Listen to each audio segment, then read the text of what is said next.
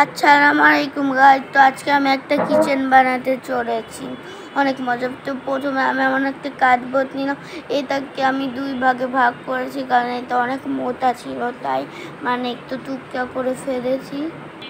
ওকে, তো এখন আমি গ্রিন কালারে কেড়ে নিলাম,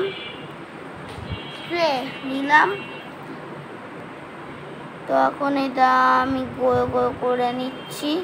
আরে ভাই কি বলবো, মানে রাখতে ছিলই না, মানে কি এক অবস্থা, রাখতে ছিলই না। তো এই জন্য আমি এমন করে গোল গোল করে নিচ্ছিলাম, আর আমার হাতে একটু আসা আসা ভাবও ছিল, এই জন্য আমি মানে এটা একটু করেছি চেষ্টা, তাও একদম অল্প হয়ে গেছে, একদম অল্প,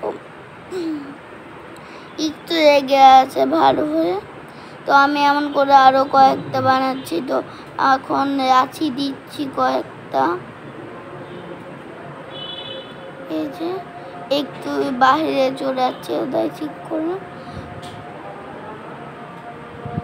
এই যে আমি যাচ্ছি ঠিক করে। আর একটা কথা বলে রাখি, আমি এই কিচেনটা পরে নষ্ট করে ফেলি, কারণ আমার মানে কিচেন বানাতে যে ফুটা করতে হয় ওইটা আমি দুইবার করে ফেলেছিলাম, যার জন্য কিচেনের রিংটা বারবার ছুটে যাচ্ছিল, এই জন্য আমি নতুন করে করছি। ওইটাতে হয়তো বা রাশি থাকবে 5-6টা, আর আমি দিয়েছি এটাতে মাত্র 2টা না 3টা।